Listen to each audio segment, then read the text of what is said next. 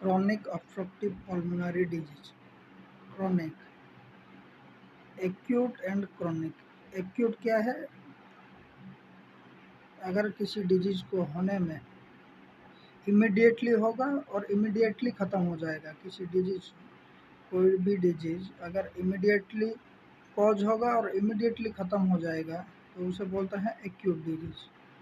Chronic कब बोलते हैं? अगर किसी डिजीज को होने में बहुत दिन लगे और ठीक होने में भी बहुत दिन लगता है तो उस कंडीशन को हम बोलते हैं क्रॉनिक। और क्रॉनिक डिजीज जो कि बहुत दिन के बाद कॉज होगा और ठीक होने में भी बहुत दिन लगेगा, उसे क्रॉनिक बोलते हैं। तो सीओपीडी एक क्रॉनिक ऑब्स्ट्रक्टिव पल्मोनरी डिजीज है। पल्मोनरी मतलब लंग्स की एक डिजीज है। लंग्स में रेस्पिरेशन लेने में ऑब्स्ट्रक्शन आता है, इसलिए ये कॉज होता है। तो सीओपीडी आप समझ गए होंगे। इसका डेफिनेशन देख लेते हैं। COPD is progressive lungs disease. पहचानते कैसे? Characterised by chronic obstruction in lungs air flow, interfere with normal breathing and it is not fully reversible. तो नॉर्मल जो ब्रीदिंग करते थे उसमें ऑब्स्ट्रक्शन आता है। जब उसमें ऑब्स्ट्रक्शन आता है उससे हम पहचानते हैं कि हमको सीओपीडी हो गया। COPD is primarily caused by long term exposure to irritating gases, particulate matters like dust, and most often from cigarette smoke। तो प्राइमरीली कहाँ से कॉज होता है? कॉज क्या है इसका? पॉजिटिव एजेंट और रिस्क फैक्टर क्या क्या है? इरिटेटिंग गैसेस, आप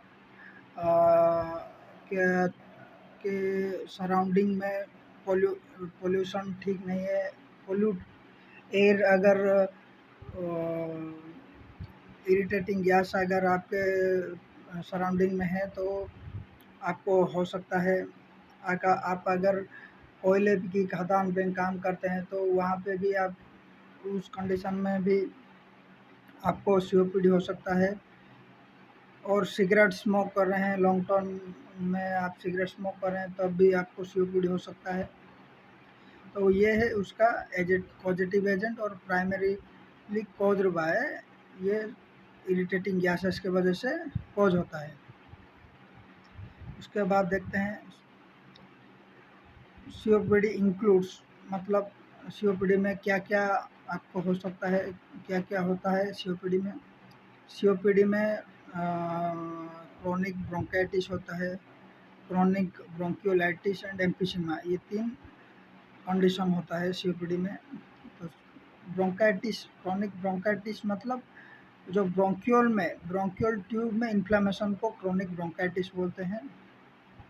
ब्रोंकियोलाइटिस क्या है? ब्रोंकियल से भी छोटा ट्यूब, ब्रोंकियल से भी छोटा ट्यूब को ब्रोंकियोलाइटिस बोलते हैं। जब उसमें इन्फ्लेमेशन होता है तो उसे ब्रोंकियोलाइटिस बोलते हैं।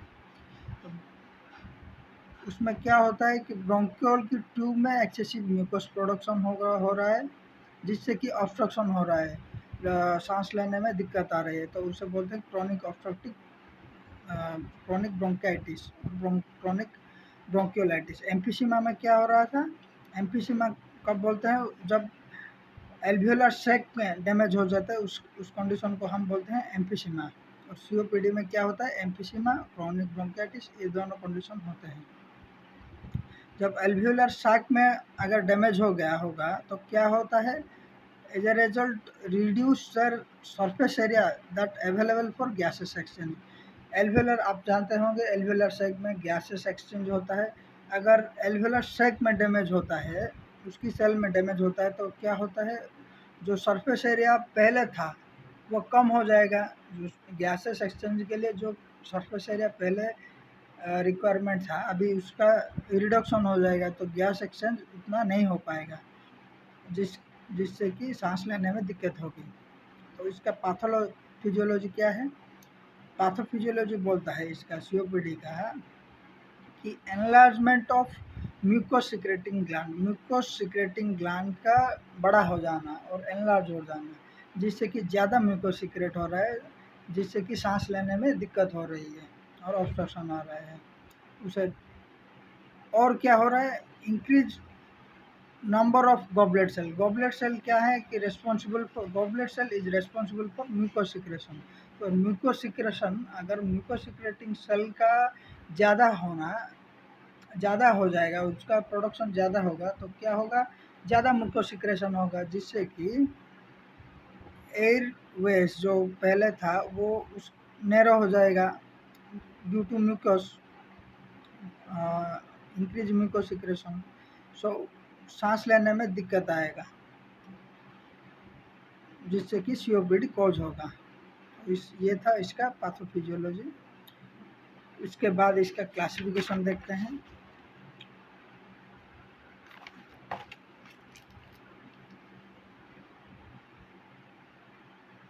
क्लासिफिकेशन जनरली इसे दो क्लास में हम डिवाइड कर सकते हैं। एक तो है इसका ट्रीटमेंट के लिए हम क्या कर सकते हैं, एक तो है फार्माकोलॉजिकल ट्रीटमेंट है, एक नॉन फार्माकोलॉजिकल ट्रीटमेंट है। तो फार्माकोलॉजिकली हम कैसे ट्रीट करेंगे, ड्रग वगैरह दे के हम ट्रीट करेंगे, और नॉन फार्माकोलॉजी मतलब बिना ड्रग दे के भी हम ट्रीटमेंट कर सकते हैं सीओपीडी का। कैसे ट्रीटमेंट करते हैं फार्माकोलॉजिकली, हम ब्रोंकोडायलेटर दे सकते हैं, जैसे कि बीटा 2 सिम्पाथोमाइमेटिक और बीटा 2 एगोनिस्ट दे सकते हैं, जिसके अंडर में आता है क्या क्या ड्रग है, साल्ब्यूटामोल, टॉर्ब्यूटालिन, बामब्यूटेरॉल, साल्मेट्रॉल, ये सब ड्रग हैं बीटा 2 सिम्पाथोमाइमेटिक, जो कि ब्रोंक्योल को डायलेट कर देते हैं, जिससे कि ज़्यादा एयर पास हो सके और रेस्पिरेशन ज़्यादा हो सके। और क्या है, मिथाइल जेंथिन डेरिवेटिव दे सकते हैं, थियोफाइलिन, एमिनोफाइलिन। और क्या दे सकते हैं, एंटीकोलिनर्जिक ड्रग दे सकते हैं। एंटीकोलिनर्जिक क्या करता है, कोलिनर्जिक ड्रग क्या करता है कि cholinergic drug responsible for contraction of bronchiole, और एंटीकोलिनर्जिक देंगे तो डायलेशन होगा, कॉन्ट्रैक्शन नहीं होगा, उससे क्या होगा, डायलेट होगा ब्रोंक्यूल। तो उसका ड्रग क्या क्या है, ipratropium bromide and tiotropium, where ipratropium bromide is short acting, tiotropium bromide is long acting. Next आता है, नेक्स्ट क्लास आता है एंटी इंफ्लामेटरी। ब्रोंक्यूल में इन्फ्लामेशन को हम ब्रोंकाइटिस बोलते हैं, तो इन्फ्लामेशन को कम करने के लिए हम क्या ड्रग देते हैं, एंटी इन्फ्लामेटरी ड्रग देते हैं। उसमें क्या आता है, कॉर्टिकोस्टेरॉइड क्लास की ड्रग आती है। कॉर्टिकोस्टेरॉइड में सिस्टम में क्या आता है, हाइड्रोकोर्टिसोन एंड प्रेडिनिसोलोन, एंड इनहेलेशनल में आता है लिवोसाल्ब्यूटामोल एंड ब्यूटेशनाइड।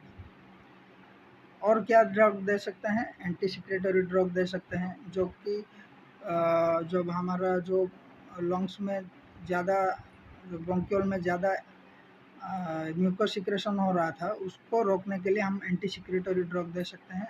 उसमें क्या आता है, कार्बोसिस्टिन ड्रग क्या आता है, कार्बोसिस्टिन ड्रग हम दे सकते हैं।